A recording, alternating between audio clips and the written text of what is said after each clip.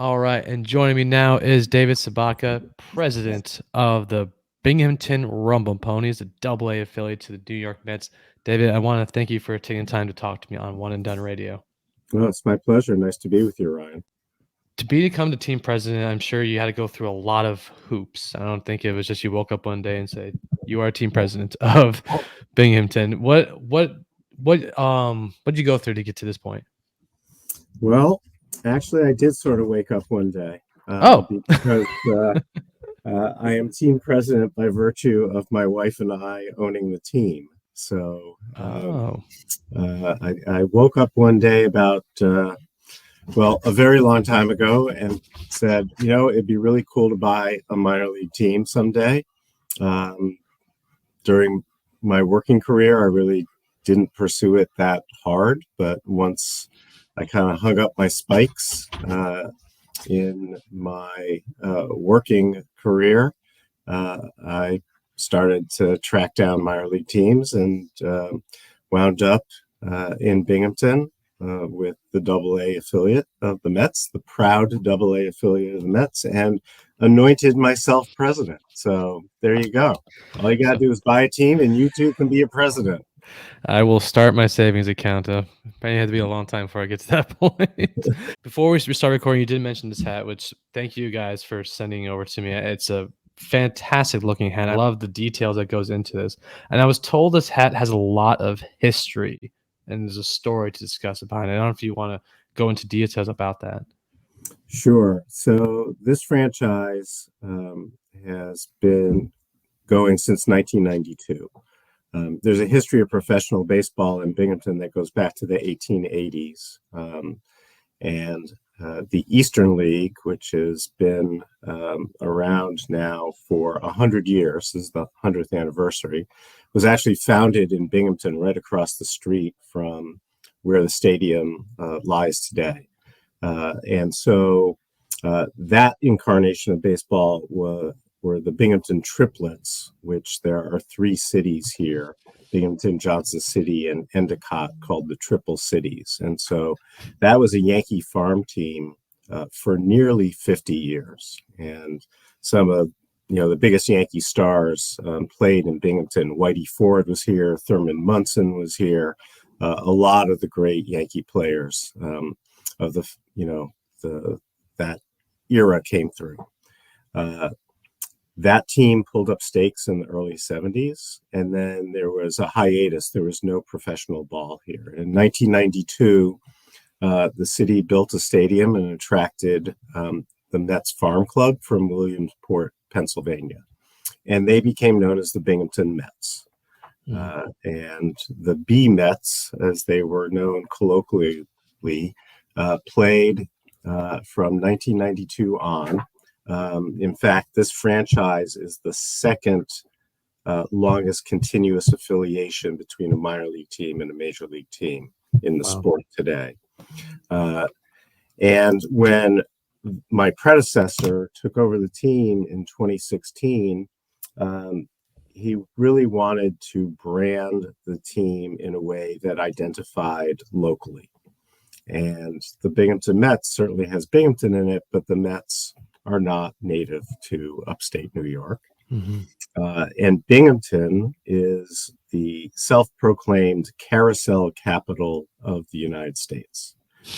In this area, there are 6 working carousels, which were donated by a local industrialist back in the early part of the century, a gentleman named Johnson. And there were shoe factories here that he owned and operated and employed 30,000 people. This was a major, major shoe manufacturing center.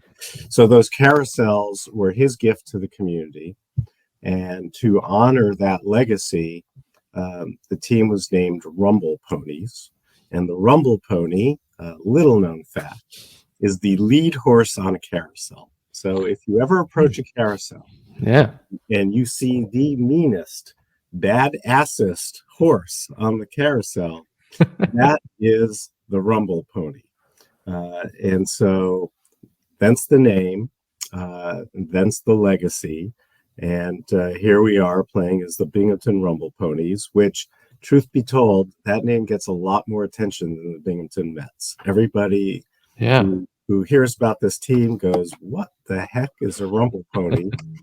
But as you noted, the design is pretty cool and allows us to do a lot of variations on the theme. You see my hat that I'm wearing here, Brian, Yeah. is for our Rockin' Horses theme night, which is coming up in August. So we got a lot of playful ways to use the Rumble Pony. It's really cool when a logo. I love when on my journey that I'm doing with all these different teams. So many of these logos have stories. It's not just we just put a logo together and say, "Here we go. This is the team." There's stories behind it. So I love all the details in that story, David. Now you guys play in Mirabito Stadium. Did I pronounce that right? It's pronounced Marabito. Marabito. Wow, way Yeah. wrong over on my part. Yeah. No, hey, I made the same mistake when I walked into the stadium, and thank goodness the sponsor wasn't there. But it took me a little while to get it right, so no worries. So what? Well, I'm glad we were both on the same page, at least pronouncing it right away. What is the experience like for fans that attend a game there? Uh, we are like all minor league clubs. I think we're all about the fan experience, right? The baseball is great. There's no doubt about it.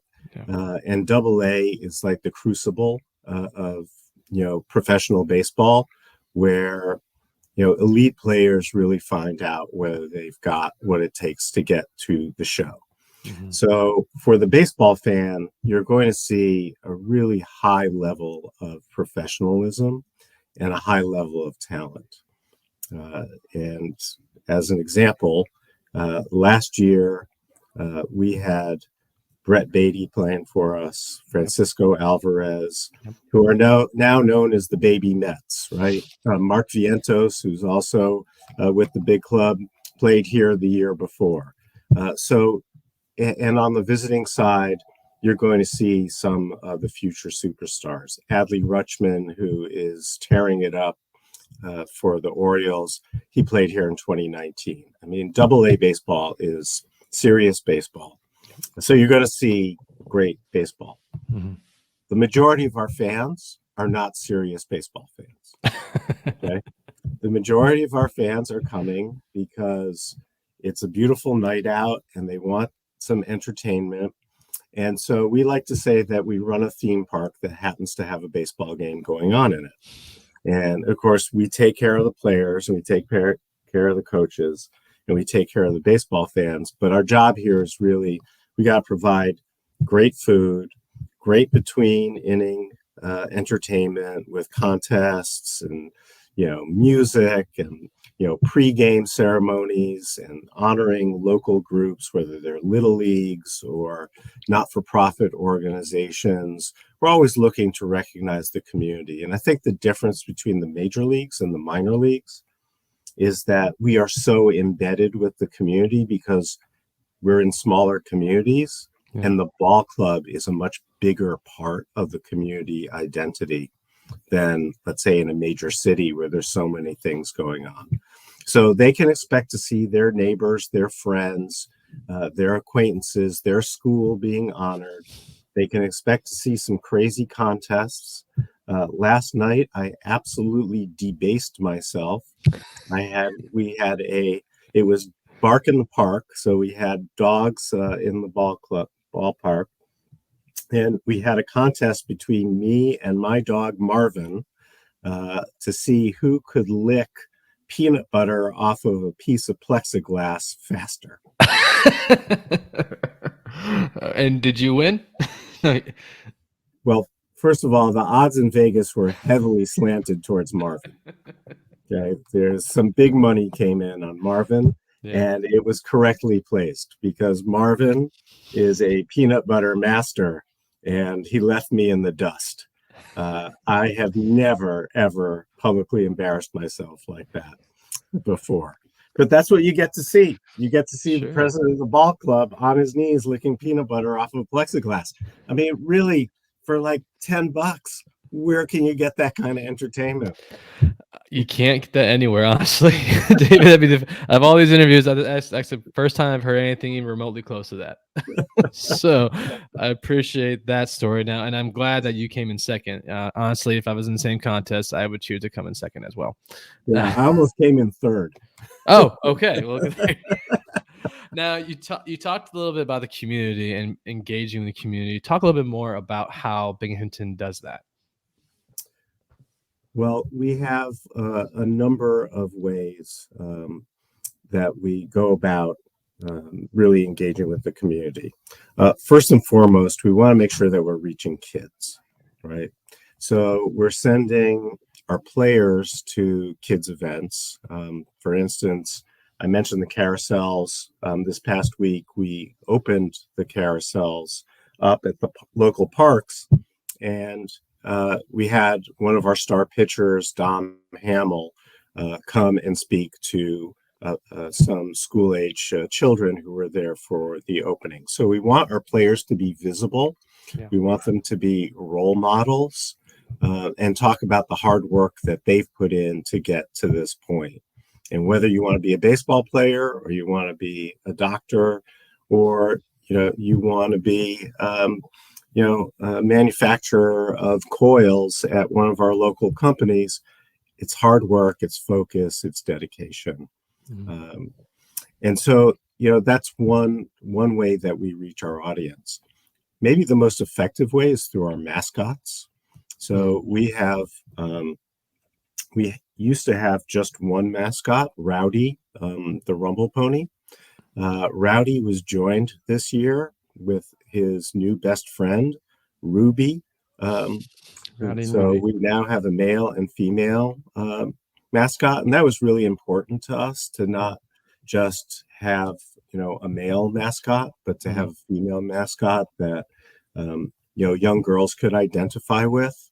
And with the growth of the female presence in the game, and not really players at the professional level yet, although there is a pitcher for Staten Island that is a woman. Mm-hmm. But certainly amongst the coaching staffs, we see more and more females involved. The Yankees, for instance, have a minor league manager who's a woman. And I think Hillsborough in North Carolina also has a female manager. So we wanted to create that kind of vibe, and they go out into the community enormously popular. They get mobbed wherever they go. And so they go to parades and they go to shopping malls, they go to schools, they go to store openings, they go for not-for-profit events. And it's just another way of keeping the visibility of the team and a reminder that we are here to serve the community. Sure.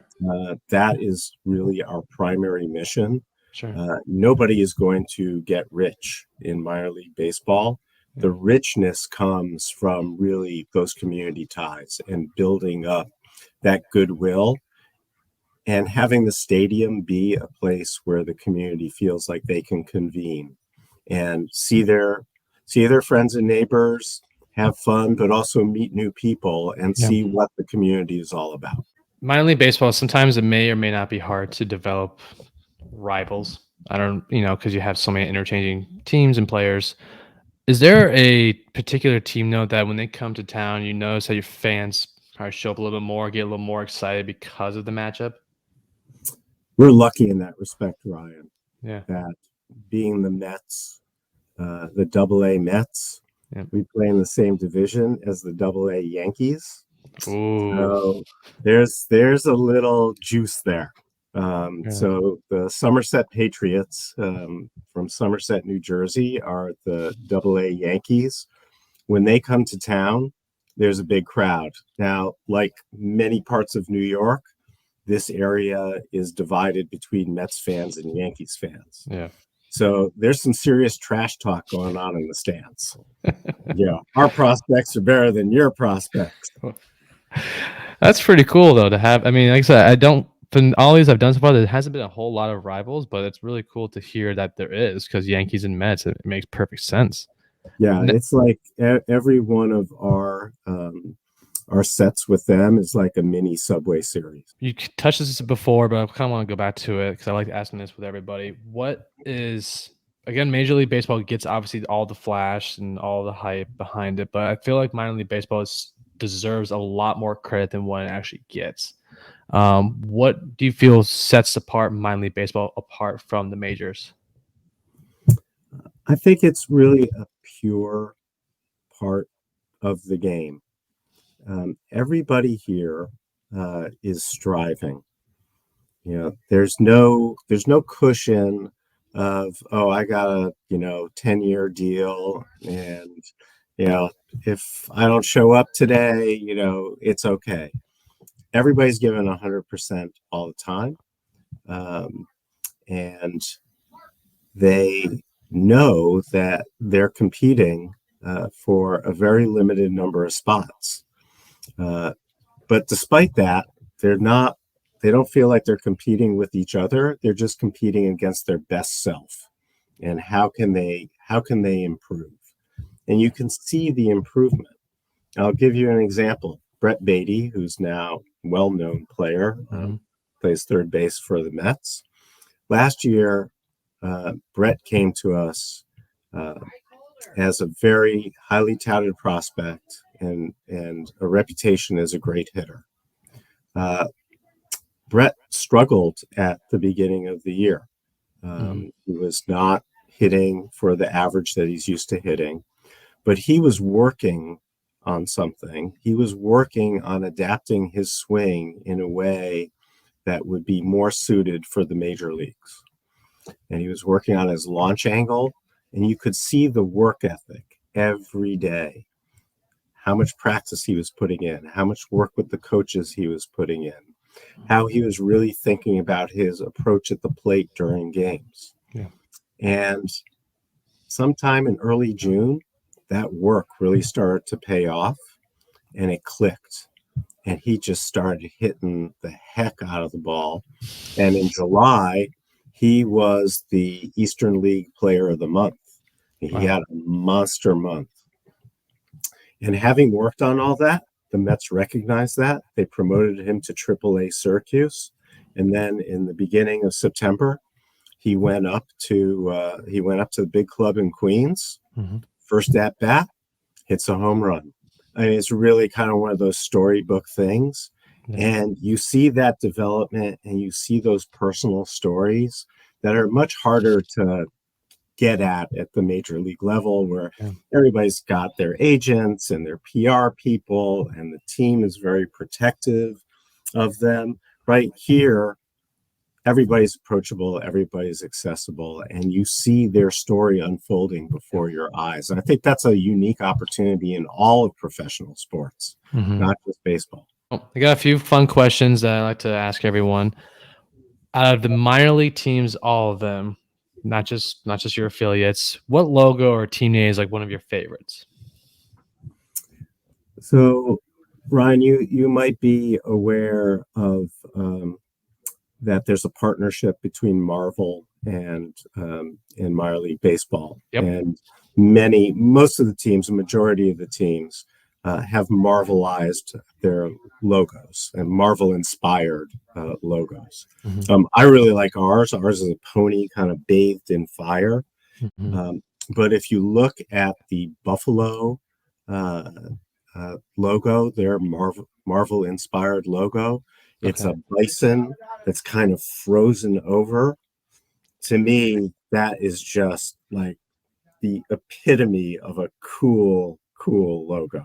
I love that logo. I'll look it back up. I think I remember what it looks like, but I'll look it back up after, because I love what Marvel did with the logos, and I'll look that one up. Yeah. Who is one former player, just not even within the Mets organization, just anywhere at all, that you wish you could have seen live in person? Wow. That's a good question. I think I would have liked to have seen Josh Gibson. This is a guy who obviously didn't play in the major leagues because the rules did not permit integrated baseball at the time, sadly. But everything that I've read about him, is that he was a fantastic, player, hitter, and somebody who Babe Ruth idolized. Wow. And I'll give you a secondary answer, which is a guy named Bud Fowler.